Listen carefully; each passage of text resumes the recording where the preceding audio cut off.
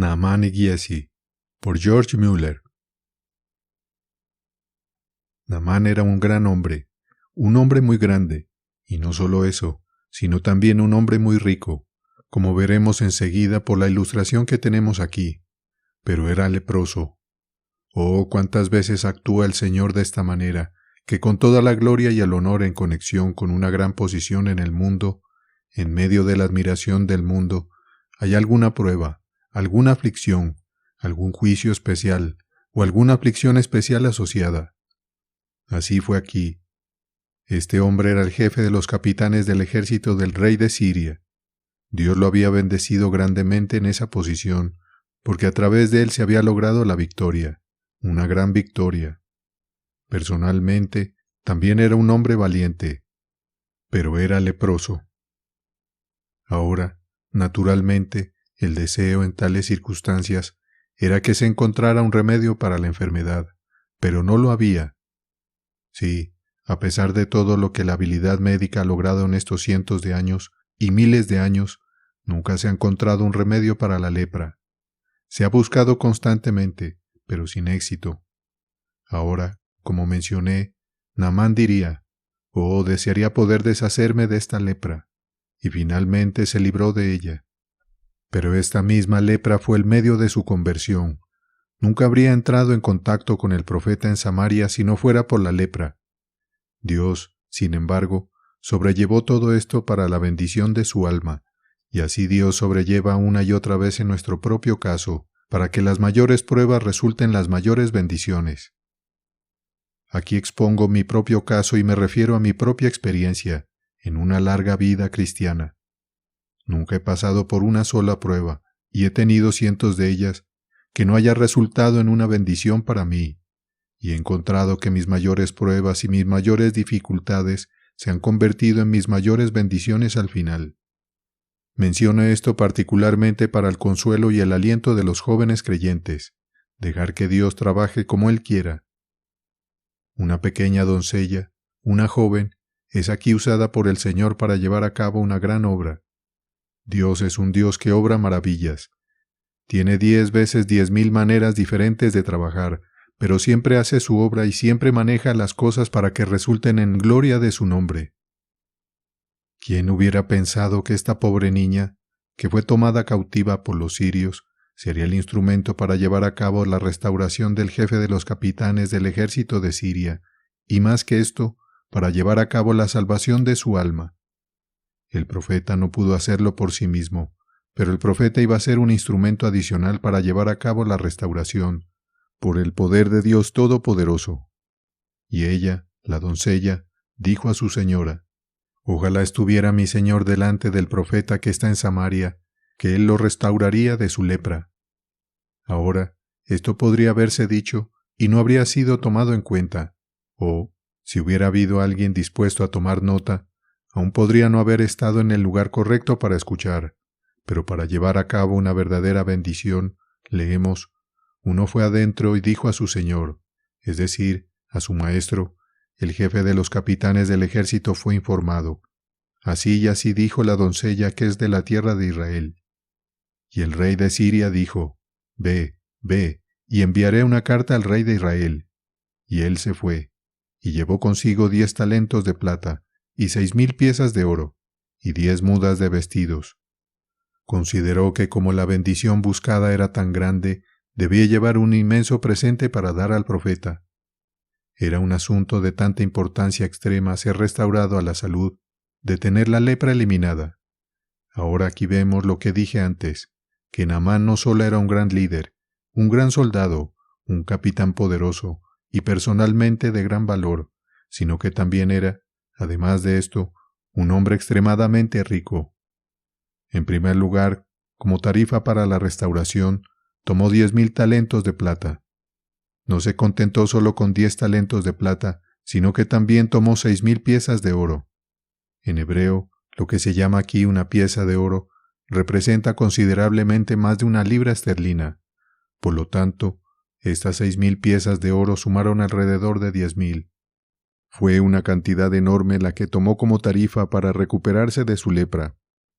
Esto muestra cuán inmensamente rico era. También se incluyeron 10 mudas de ropa, de valor sin duda de no pocas libras. Y llevó la carta al rey de Israel, diciendo: Cuando esta carta te haya llegado, he aquí, yo he enviado a Naamán mi siervo a ti, para que lo cures de su lepra.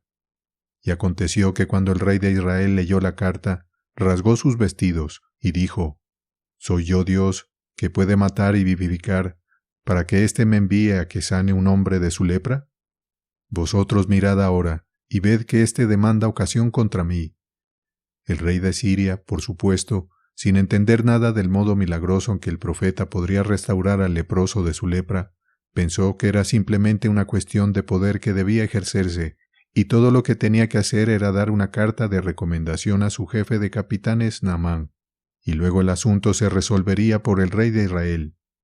Pero cuando el rey de Israel leyó la carta, quedó totalmente asombrado de recibir tal comunicación, y consideró que como era totalmente imposible para él hacer lo que se le pedía, la carta había sido escrita para buscar una ocasión contra él para comenzar una guerra. Y aconteció que cuando Eliseo, el varón de Dios, oyó que el rey de Israel había rasgado sus vestidos, envió a decir al rey: ¿Por qué has rasgado tus vestidos? Hazlo venir ahora a mí, y sabrá que hay profeta en Israel. Fue de Eliseo a quien se refirió la pequeña doncella judía.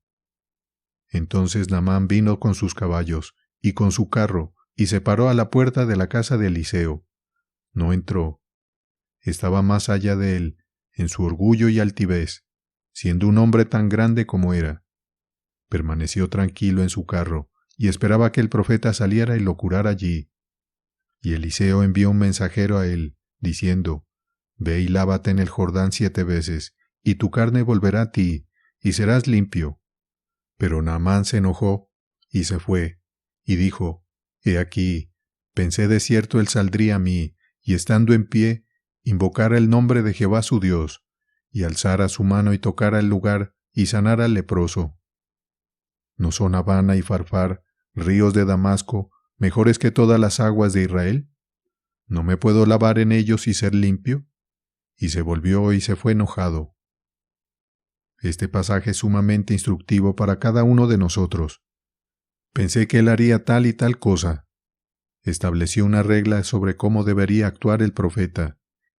Y así estamos continuamente en peligro, cuando leemos declaraciones en la palabra de Dios que no concuerdan con nuestras ideas preconcebidas, diciendo: ¿Cómo puede ser esto? ¿Cómo esto es posible? Pienso tal y cual cosa al respecto. Pienso que debería haber sido declarado así. Actuando simplemente como Naamán cuando dijo: He aquí pensé que él saldría a mí, y estaría en pie e invocaría el nombre de Jehová su Dios, y alzaría su mano sobre el lugar. Mover su mano arriba y abajo sobre el lugar, esa era la idea. Y sanaría al leproso. Oh, pidamos a Dios que nos guarde de un espíritu como el que Naamán manifestó en este caso. Pero luego va más allá. ¿No son Abana y Farfar ríos de Damasco mejores que todas las aguas de Israel? ¿No me puedo lavar en ellos y ser limpio? Y se volvió y se fue enojado. Ahora, en el siguiente versículo, vemos cuánto más sabios eran sus siervos que su amo. Y se acercaron sus siervos y le hablaron, y dijeron: Padre mío. Él no era literalmente su padre, pero esta era una forma honorable de dirigirse a él.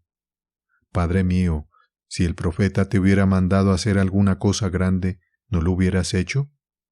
Si, por ejemplo, le hubiera dicho: corre 1000 millas una y otra vez, no lo habría considerado nada excesivo. O si le hubiera dicho: golpéate 1000 veces durante 5 minutos cada vez, muy severamente, no lo habría considerado demasiado. Pero porque era una cosa muy pequeña la despreció. Aquí encontramos la sabiduría del siervo por encima de la sabiduría del amo.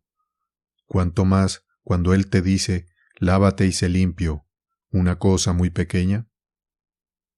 Bueno, este discurso de los siervos tuvo un efecto sobre él. Entonces descendió y se zambulló 7 veces en el Jordán, conforme a las palabras del varón de Dios, y su carne volvió a ser como la carne de un niño pequeño, y quedó limpio. Ahora, es una cosa muy notable que, en la traducción más antigua del Antiguo Testamento, llamada como muchos de ustedes ya saben, la Septuaginta, que está escrita en griego, el pasaje es: se bautizó a sí mismo 7 veces en el Jordán, poniendo ante nosotros el significado de bautizar. Y su carne volvió a ser como la carne de un niño pequeño, y quedó limpio. Ahora, vean cómo el hombre instantáneamente está completamente cambiado. Y volvió con el varón de Dios, él y toda su compañía, y se puso delante de él, ya no permaneciendo sentado en su carro, en su orgullo y altivez, como el jefe de los capitanes del ejército del rey de Siria, sino como un humilde siervo, de pie ante el profeta. Y dijo: He aquí, ahora sé que no hay Dios en toda la tierra, sino en Israel. Te ruego ahora que tomes una bendición de tu siervo. Ahora había llegado al conocimiento del Dios verdadero y viviente. Antes había sido un idólatra, nada más que un idólatra, y un idólatra toda su vida. Pero ahora, a través de la intervención del milagro que había sido obrado en él, al restaurarlo de su lepra, curándolo completamente, es un hombre completamente transformado. Toma una bendición de tu siervo. Eso significa: ahora, toma toda esta plata y oro que te he traído, y estos 10 cambios de vestidos, toma todo esto. Eso es lo que quería decir cuando dijo: te ruego ahora tomes una bendición de tu siervo, porque había traído esta enorme suma de dinero como recompensa por curarlo de su lepra. Ahora, vean cómo actúa el profeta. Pero él dijo: vive Jehová, en cuya presencia estoy. Vive Jehová, cuyo siervo soy yo. Ese es el significado de las palabras: en cuya presencia estoy. No lo recibiré. Este profeta buscaba la gloria de Dios. Si hubiera aceptado la vasta suma de dinero ofrecida, se habría considerado que obraba milagros con el propósito de obtener dinero. Pero ese estaba completamente lejos del propósito de este hombre santo. Todo se hacía para la gloria de Dios, y él lo instó para que lo aceptara, pero él rehusó. No tomaría ni siquiera una pequeña moneda de plata como recompensa, ni un solo cambio de vestido. No tomó absolutamente nada. La gloria de Dios era más querida para su corazón que toda la inmensa suma de oro y plata que Naamán trajo para darle. Y dijo Naamán: te ruego, pues, que se dé a tu siervo la carga de un par de mulas de tierra, porque tu siervo no ofrecerá más en holocausto ni sacrificio a otros dioses, sino a Jehová. Vean qué completo cambio. Sin que una sola palabra le haya sido hablada por el profeta, él había obtenido de Dios suficiente luz de inmediato para ver que no podía seguir siendo más tiempo un idólatra.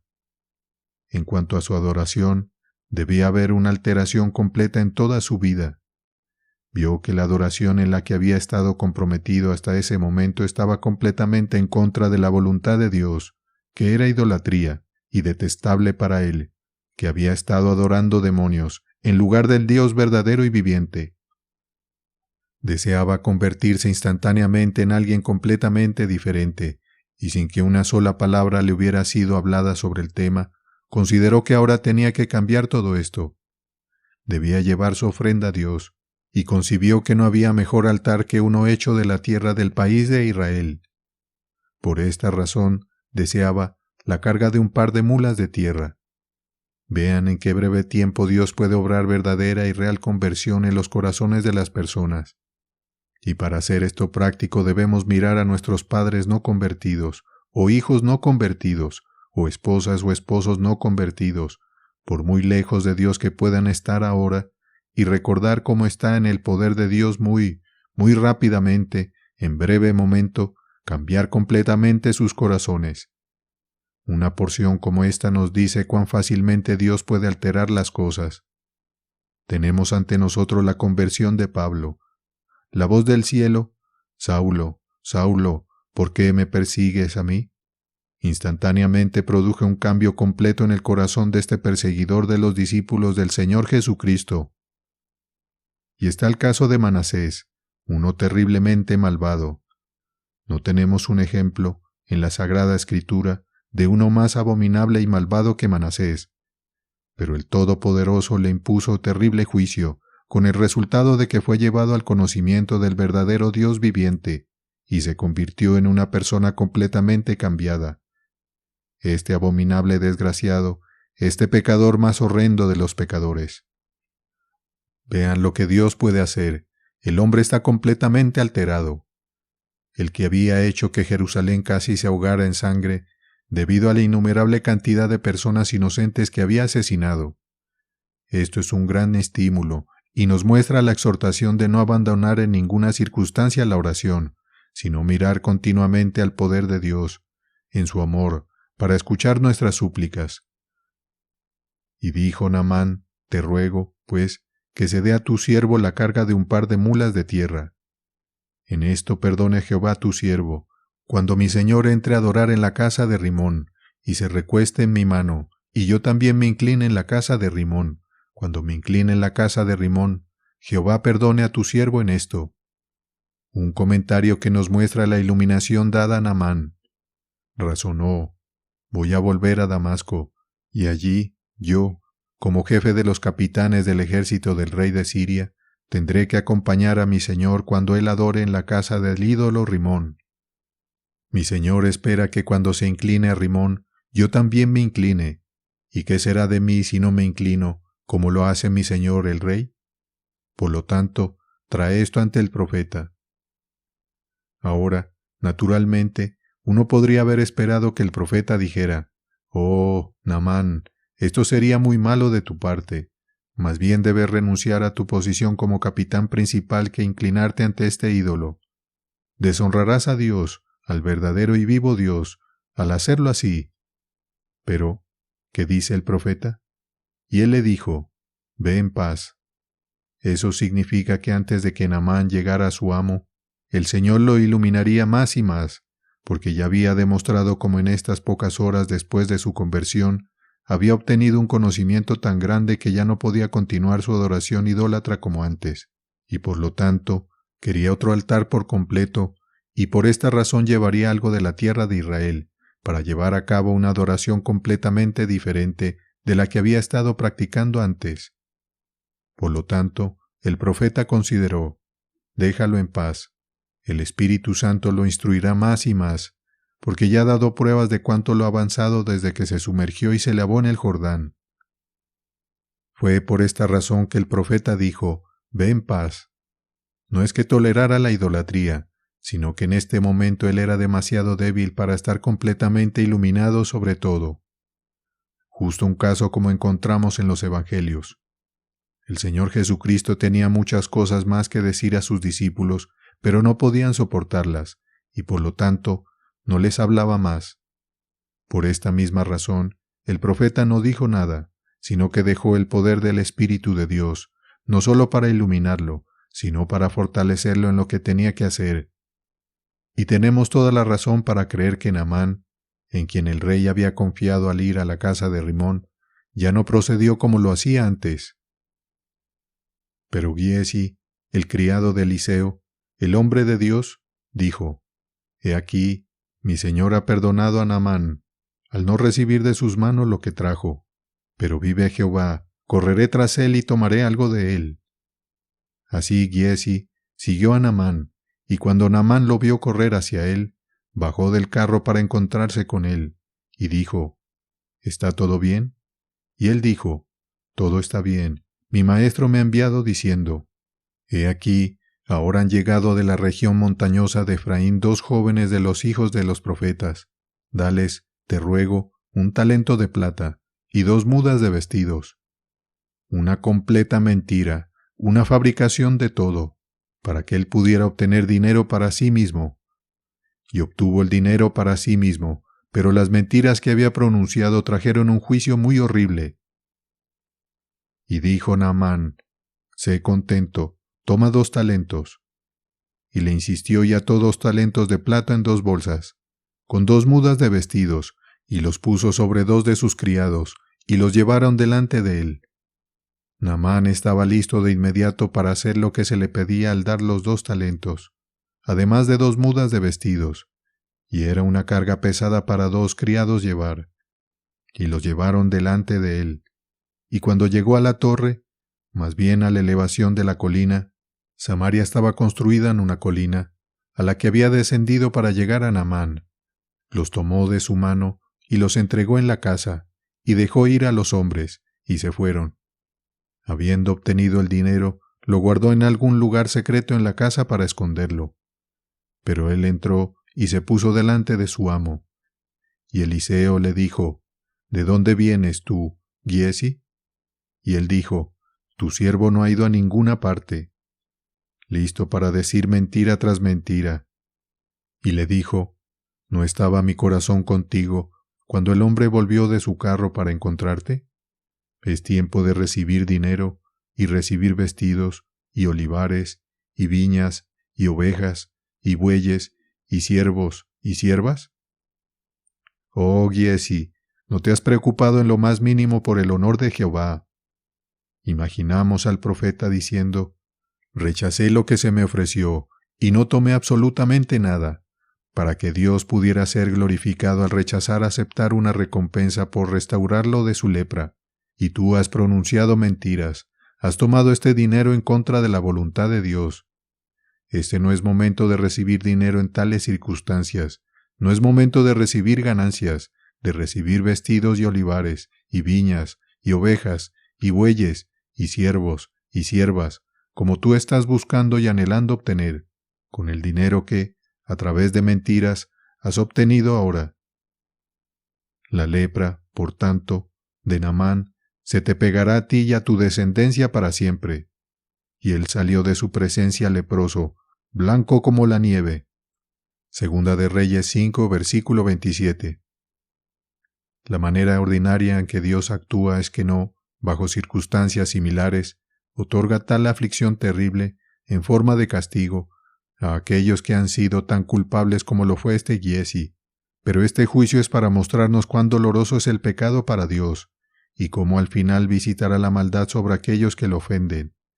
Y esto nos recuerda especialmente el hecho, ya que todos nosotros más o menos somos pecadores, aunque no hayamos sido culpables de pecados como los de Giezi, que necesitamos la expiación del Señor Jesucristo para limpiarnos de nuestros pecados. Por lo tanto, surge la pregunta solemne en referencia a cada uno de nosotros. ¿Hemos obtenido esta expiación para nosotros mismos? ¿Hemos sido real y verdaderamente limpiados de nuestros pecados mediante la fe en el Señor Jesús, de modo que la sangre de Cristo se convierta en nuestra expiación, para limpiarnos de todas nuestras innumerables transgresiones? ¿Cómo estamos delante de Dios con respecto a nuestros pecados? Oh, ¿qué será de nosotros si por un solo pecado del que hayamos sido culpables tenemos que sufrir? Para cada una de nuestras innumerables transgresiones necesitamos la sangre de Cristo para limpiarnos, y si estamos delante de Dios en base a nuestra propia bondad, méritos y dignidad, sería seguro que seríamos arruinados para siempre. Cada uno de nosotros, incluso el mejor entre nosotros, necesita un Salvador, y confiando en Él, dependiendo de Él, el mayor pecador no necesita desesperarse, porque hay poder en la sangre de Cristo para limpiar a todos de sus pecados. Entonces, recordemos como en el caso de Naamán, una gran prueba condujo a una gran bendición, incluso la salvación de su alma. Y aunque ya podamos estar salvados al haber venido a Cristo, por lo tanto, aunque en este sentido la bendición no sea tan grande como en el caso de Naamán, esto es cierto, que Dios tiene la intención, mediante cada prueba con la que nos visita, de traer una bendición al final. Así lo he encontrado invariablemente. Entonces, recordemos cuánto puede lograr una pequeña doncella, cómo incluso una pequeña doncella puede ser testigo de Dios y ser su instrumento para traer una gran bendición. Luego recordemos además, en cuanto a las Santas Escrituras, que nunca debemos razonar como lo hizo Naamán. Pensé. No es lo que pensamos, sino lo que Dios piensa. Dios declara la verdad, y nuestro negocio es aceptarla como Él la declara. No tenemos que decir, pensé que Él haría esto y aquello. No razonemos sobre la palabra de Dios como si supiéramos mejor que Dios. Él sabe, y nosotros tenemos que aprender. Dios es infinitamente sabio, y nosotros somos extremadamente ignorantes. Por lo tanto, tenemos que someternos a lo que Él dice en todo momento, y bajo todas las circunstancias. Entonces, por último, que el ejemplo de Giezi sea una advertencia para nosotros. Aunque Dios no visita el pecado en cada caso como lo hizo aquí en el caso de Giezi, al final tendrá la cuenta resuelta con respecto a nuestros pecados. Y ay de nosotros si nos encontramos en pie sobre la base de nuestro propio mérito y dignidad, en lugar de escondernos en Cristo. El trabajo debe ser de Él, dependiendo enteramente de su obra expiatoria, sin conocer nada en el asunto de la salvación más que a Cristo, y de principio a fin, todo estará bien por toda la eternidad. Naaman y Giezi, por George Mueller. Colgado en el madero,